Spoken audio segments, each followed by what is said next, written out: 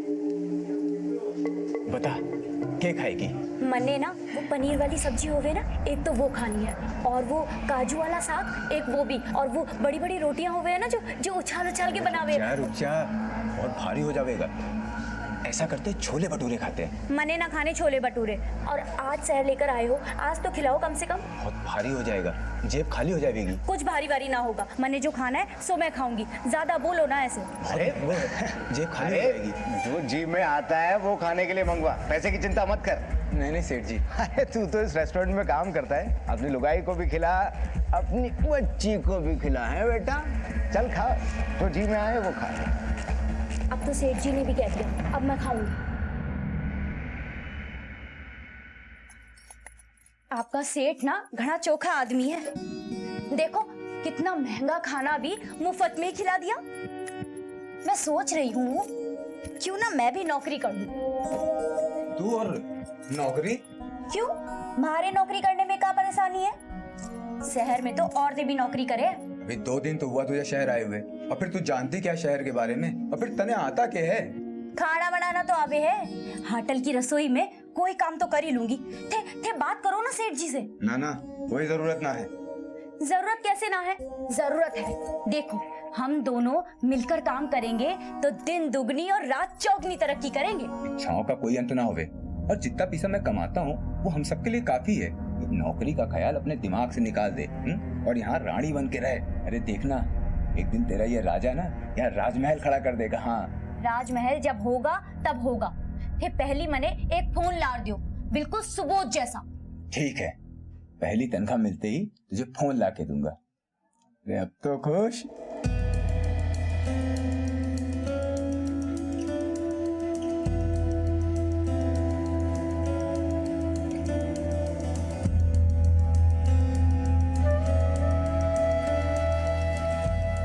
लग रहा है धीरे धीरे सब ठीक हो जाएगा। भगवान करे रमा ऐसे ही खुश रहे, अपने परिवार की खुशहाली को ऐसे ही बनाए रखने के लिए खूब मेहनत करूंगा मैं।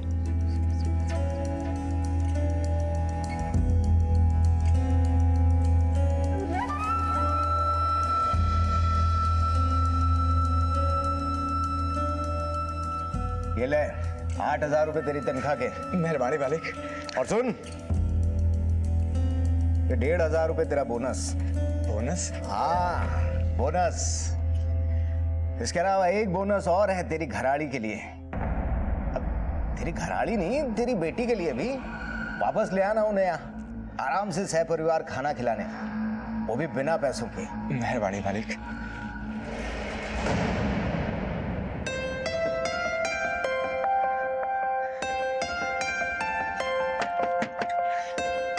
रमा, रमा, रमा।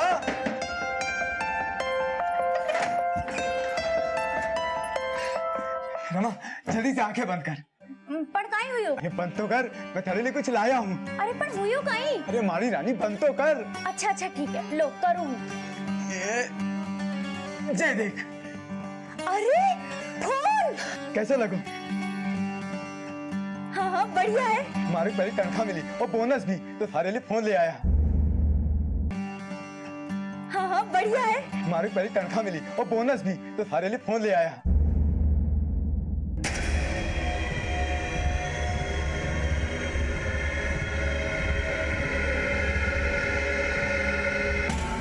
हम भाई साहब।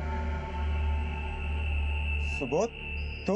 हाँ आज सवेरे ही आयो है। आज को दिन कितना अच्छा है ना, आज सुबोध भी आ गयो और आज आपको तनख्वाह भी मिल गई। आपको नया फोन? हाँ दिखाओ तो। अच्छा वो लेते हैं, वो क्या कहते हैं, खुद से खुद की फोटो, सेल्फी। अरे पण भाभी जामे तो सामने वाला कैमरा ही ना है। क्या बात कर रहे हो? हाँ कैमरा ही ना है? ये देखो ना। मैंने था से कहा था ना, मैंने सुबोध जैसा फोन ही चाहिए। अरे वो बड़ो महंगो है, थोड़े दिन इससे काम चला ले, बाद में दिलवा दूंगा। मैंने कहा था, मैंने ऐसा फोन ना चाहे। अब इसमें मैं सेल्फी कैसे खींचूंगी? इसमें बहुत सारा खेल है, देख तो। अल्लाह दिखाओ तो। ज्यादा खेल भी ना है, सिर्फ एक दो है, एक यो है और एक यो है बस। मैंने ना चाहे ऐसा फोन, मैंने कहा था, मैंने सुबोध जैसा फोन चाहे। अरे भाभी सुनो तो। देखो भाई साहब, आप अगर पहले ही शहर आ जाता तो आज आपका ठाठी कुछ और होता, पर कोई ना, अब मैं जो आ गया हूँ और अपना बिजनेस जमते ही आपको भी अपने साथ मिला लूंगा। मन्ने ना अच्छा लगा ये फोन, इसमें तो रेडियो भी ना है। अरे भाभी साहब, हमारा बिजनेस तो जमने दो, हमारे से भी अच्छा फोन दिलाऊंगा आपको। बिजनेस करना कोई जादू मंतर है कि मंतर फूके और बन गयो सेठ? अरे भाई साहब, मैं अब तुम्हारी जिंदगी को नक्शो बदल दूंगा। बिजनेस का चक्कर छोड़ और कोई ढंग की नौकरी कर ले। अरे भाई साहब, मैं नौकरी वोकरी करने ना आया। बड़े शहर में बिजनेस करना तो आसान ना है, हैं? कल को पछतावे से अच्छा है कि कोई चोखो निर्णय ले ले। सुन, हमारे होटल में एक वेटर की जगह खाली है, तू कल चल मेरे साथ, साहब से बात करूंगा, दोनों भाई मिलकर काम करेंगे। मैंने ना बनना है बेटर बेटर, अपनी नौकरी अपने पास रखो। अरे देवर जी, कर लो थोड़े दिन नौकरी, 2 पैसे हाथ में आ जावेंगे, और फिर जब पैसे हो जावे खूब सारे तो कर लेना बिजनेस, क्यों? ठीक है, अब आप कह रही हैं तो बन जाएंगे बेटर, और चल लेंगे कल आपके साथ होटल, ठीक है? अब खुश? अच्छा, फिर हमारा फोन? अरे हाँ हाँ, वो भी ला देंगे।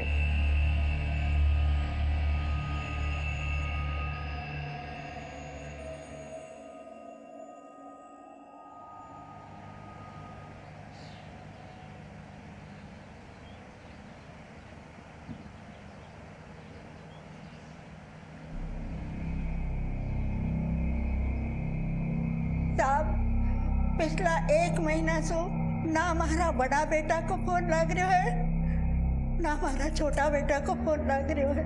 अब बैठिए मौसी। आइए माता जी।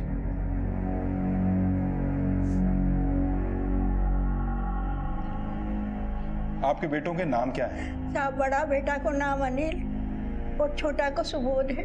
2 महीना पहला हमारो बड़ो बेटो अनिल अपनी घरवाली और बच्ची का साथ यहाँ जयपुर में रहने आया था। बाद में सुबोध भी उनके साथ रहने लग गयो। ये सब रहते कहाँ हैं? साहब, मैं उनको पतो भी को नहीं जानू। एक बार अनिल ने मनी ऑर्डर भेजो तो भी मैं पतो देखकर मैं आज तड़के ही यहाँ पहुंची हूँ साहब। यहाँ के देखो साहब, तो घर में तालों लग रहा तो अड़ोसी पड़ोसी से पूछो, पर कोई पतो नहीं चलो साहब। अब है जी? हाँ जी, ये पता बताओ कूड़ा को है? ये सामने वाला घर है, कोने वाला है। हाँ ये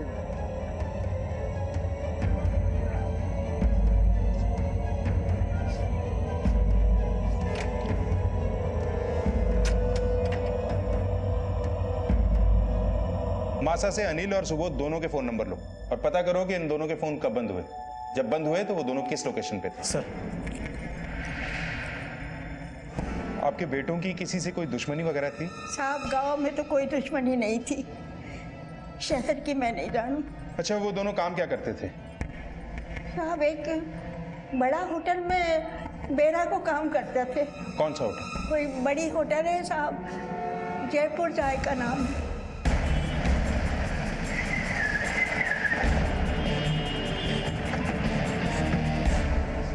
हाँ सर, वो दोनों यहाँ पर वेटर थे, लेकिन मैंने 1 महीने पहले ही दोनों को बाहर निकाल दिया था। क्यों? उन्होंने मेरे गले से 10,000 रुपए गायब कर दिए थे। तो सेठ, तमीज से बात करो, अपनी भी रेस्पेक्ट है। चोर लग रही हूँ कहीं? वो था जनाब बाजे घना, पक्का पैसे तूने निकाले। देखो सेठ, थे हमारे पे गलत इल्जाम लगा रही हो। अबे साले, ये सब लोग मेरे पुराने नौकर हैं और तू नया है। चल निकाल पैसे। सुबोध ऐसा नहीं कर सकता साहब। तो फिर तूने निकाले हैं पैसे? तू भी तो नया है। हाँ नाना साहब, आप गलत सोच रहे हो। अब बकवास बंद करो, निकालो दोनों को यहाँ से बाहर। और हाँ, 24 घंटे के अंदर अंदर अगर मुझे मेरे पैसे वापस नहीं मिले तो जेल में डलवा दूंगा। अरे निकालो यहाँ से बाहर। थारे पैसे लौटा देंगे साहब, थारे पैसे लौटा देंगे साहब। तुमने पुलिस कंप्लेंट की? नहीं सर। क्यों नहीं की? दरअसल बड़े भाई पर मुझे दया आ गई, बोला कि वो पैसे वापस लौटा देगा। बड़ा वाला भाई बहुत सीधा था, लेकिन वो छोटा वाला 1 नंबर का हरामी था। तो उसने तुम्हारे पैसे लौटाए? नहीं सर, अनिल ने वादा तो किया था, लेकिन फिर वो कभी लौट के ही नहीं आया। साहब, उस सुबोध की सजा उस बेचारे अनिल को भुगतनी पड़ी। साहब, चोरी अनिल ने ना करी, चोरी सुबोध ने की है साहब। तुमने देखा था सुबोध को चोरी करते हुए? सर, देखा तो नहीं, वो शक्ल से बड़ा चालू था साहब।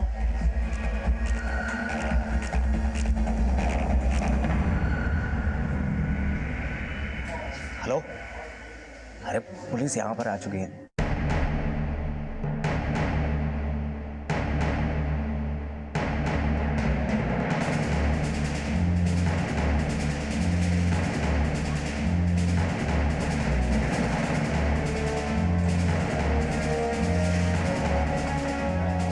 तोड़ दो ताला।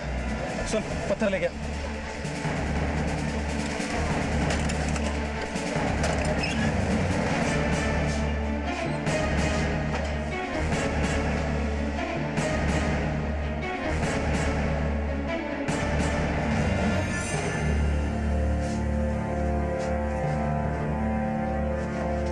सर, इनके पड़ोसियों से पूछताछ करो और आके मुझे रिपोर्ट करो। सर,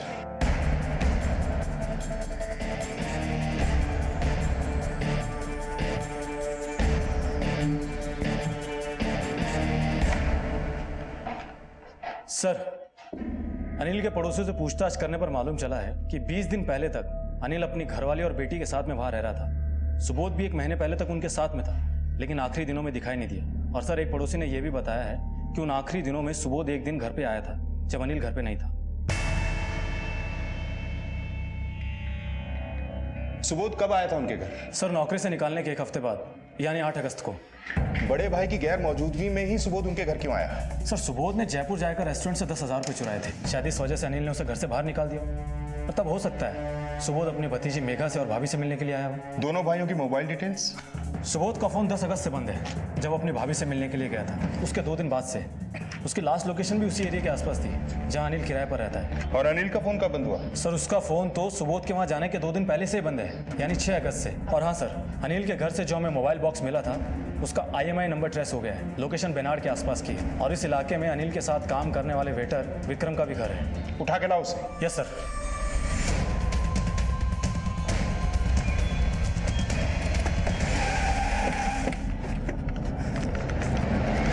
क्या हुआ साहब? सर्च करो अंदर। सर,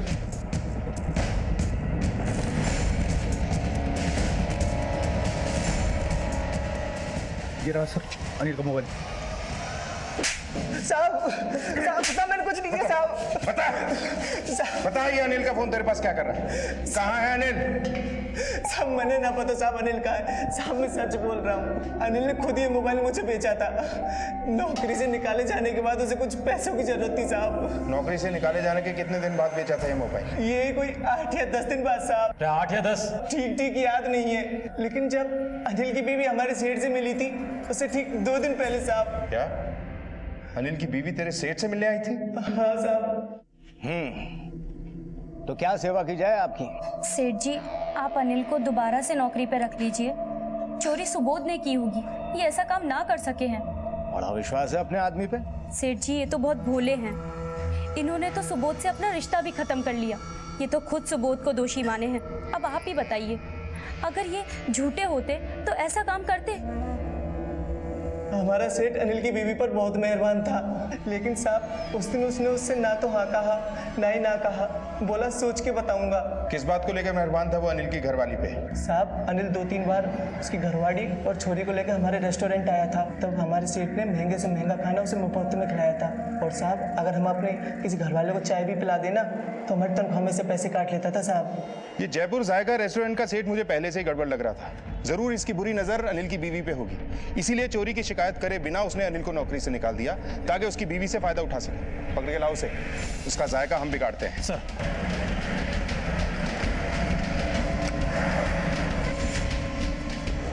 तुम्हारा सेठ कहाँ है?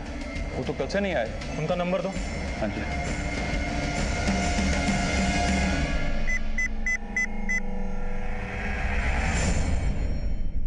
The number you're trying to reach is switched off. ये तुम्हारा सेठ रहता कहाँ है?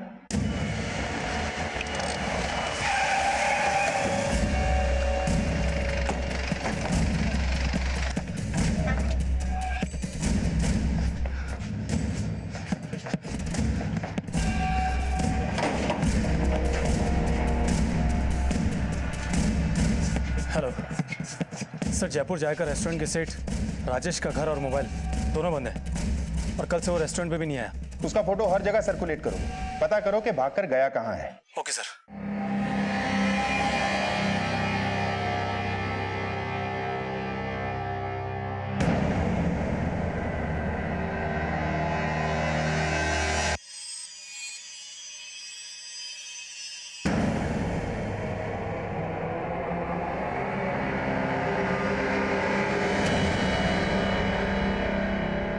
क्या हुआ? ऐसे क्यों दिख रही है? पुलिस को फोन करना पड़ेगा। हाँ क्या? ओके।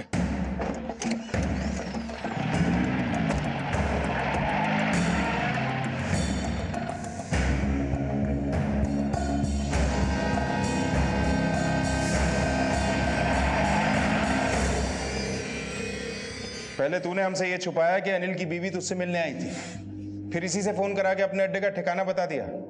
क्या चक्कर है ये सब? सर मैं डर गया था कि कहीं अनिल मुझे जान से ना मार दे। वो बावली बुद्धि कभी कभी बहुत ही खूंखार हो जाता था। वो बावला है या तू हमें बावली बूझ समझ रहा है? कहाँ गायब हो गया था अचानक से? गायब कहाँ हुआ था सर? मुझे तो जैसे ही पता चला कि आप लोग मुझे ही ढूंढ रहे हैं तो मैंने सामने आने में ही भलाई समझी। और आप क्या कर रही थी इसके साथ? साहब हमारे देवर ने इनके गले से पैसे चुराए थे, जिसकी वजह से इन्होंने हमारे आदमी को भी नौकरी से निकाल दिया। उसके बाद दोनों भाइयों में ऐसा झगड़ा हुआ कि दोनों एक दूसरे के दुश्मन हो गए। सट के कलम तूने हाथ मारा ना? भाई साहब चिल्लाओ मत! तूने हमारी जिंदगी बर्बाद करके रख दी है।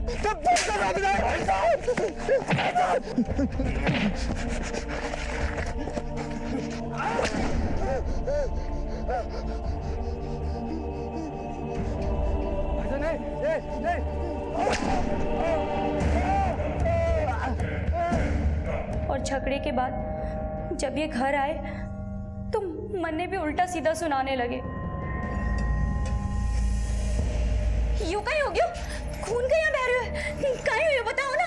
और सबूत कटे है। खबरदार, जो थारी जबान पे उस कमीने का नाम भी आयो। भैया कहीं लेबा कह रहे हो?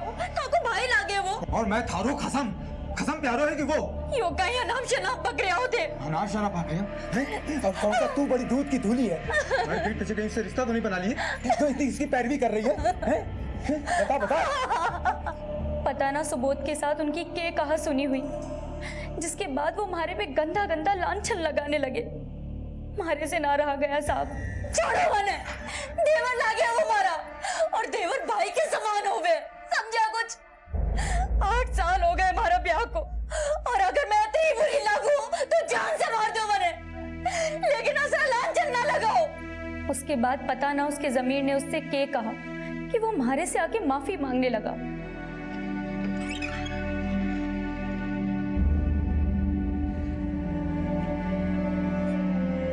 मने माफ कर दे रमा, मुझसे हमारी बुद्धि फिर गई थी जो तने उल्टा सीधा कह दिया। मने माफ कर दे रमा, मने माफ कर दे। अगर अनिल गलतफहमी का शिकार था तो उस झगड़े के बाद उसकी पीठ पीछे सुबोध तेरे पास क्या करने आया था ना? या कहेगी याद नहीं? मने सब याद है साहब। सुबोध आया था पर मैंने उसे रुकने ना दिया।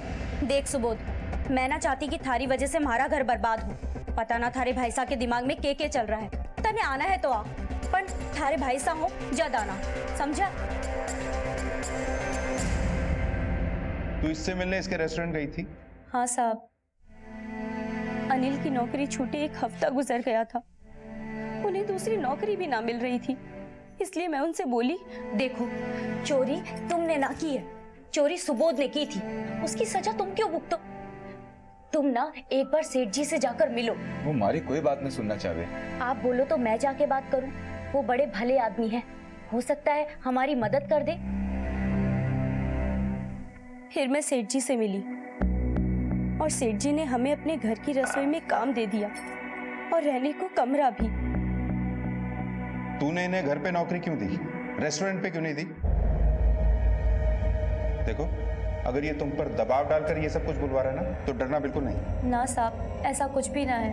अनिल भी तुम्हारे साथ इसके घर पे था, फिर वो कहाँ गया? मने पता ना साहब, लेकिन वो अकेले ना भागे, हमारी बेटी को भी लेकर भागे हैं। आ गया? मगर क्यों? पता ना साहब, वो बिल्कुल बावले से हो गए थे। बावले ही ना, जिद्दी, शक्की और बड़े ही गुस्सेल हो गए थे। सुबोध के बाद अब वो ये कहने लगे थे कि इनके साथ हमारा कोई गलत रिश्ता है। उनकी गलत फहमियों के कारण मैं इनसे आंख मिलाने से भी हिचकती थी साहब। सर मैंने तो बस इनका अच्छा सोचकर इन्हें नौकरी दे दी, लेकिन अनिल ने तो अपने शक के घेरे में मुझे भी घसीट लिया।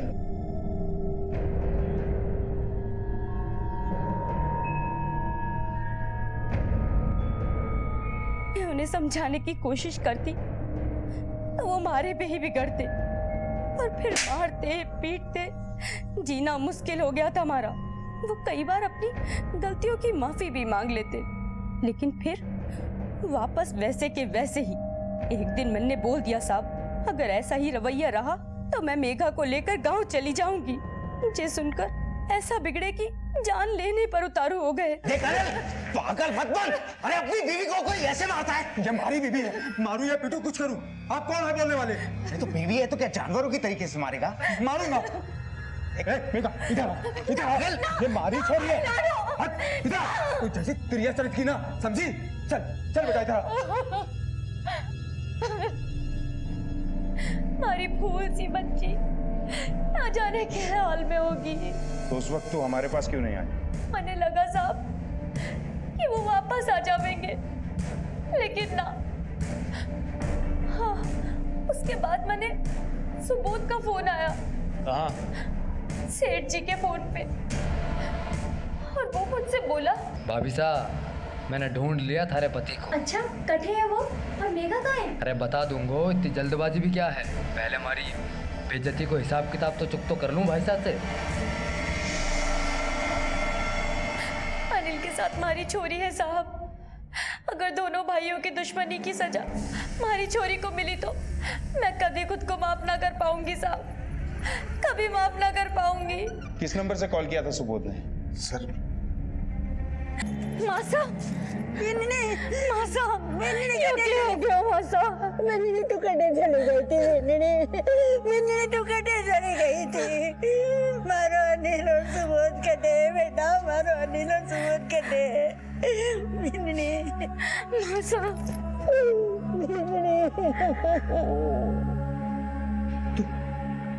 तू मारी मेघा है, मारी मेघा, सिर्फ मारी। मुझ बंदर को तेरा ही सहारा है। तुझे अपनी छाती से लिपटा कर रखूंगा, कहीं जाने ना दूंगा। तू मारी मेघा है, किसी को ना ले जाने दूंगा, किसी को ना ले जाने दूंगा।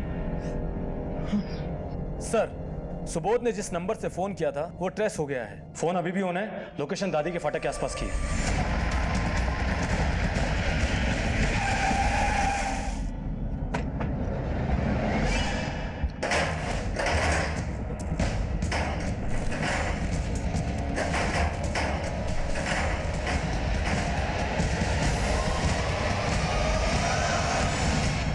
छोड़ दो।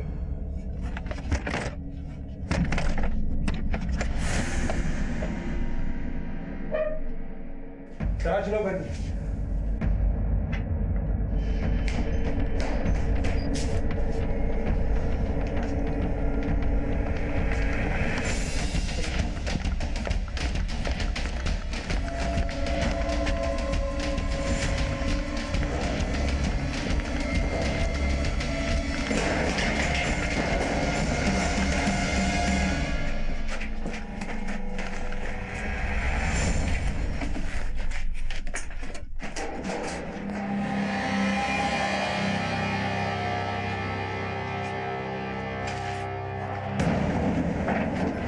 पहले तो उसने अपनी बीवी और अपने छोटे भाई के रिश्ते को इस शक की भेंट चढ़ाया, और फिर रमा पर अपने मालिक राजेश के साथ रिश्ता रखने का लांछन लगाकर न सिर्फ उसे जलील किया बल्कि उसके साथ मारपीट भी की। लेकिन अपनी बेटी मेघा के साथ रमा की जिंदगी से चले जाने के पीछे उसका मकसद क्या था? सुबोध की हत्या कब, कहां, कैसे और किन हालात में की गई? और अनिल अपनी बेटी मेघा के साथ अब कहां मौजूद था? इन सारे सवालों के जवाब हम आपको देंगे कल रात 10:30 बजे इस केस के दूसरे और आखिरी भाग में। अब मैं अनूप सोनी आपसे विदा लेता हूं, फिर मुलाकात होगी। तब तक अपना और अपने परिवार का ख्याल रखें और देखते रहें क्राइम पेट्रोल डायल 100। सबक एक को सीख हम सबको। जय हिंद।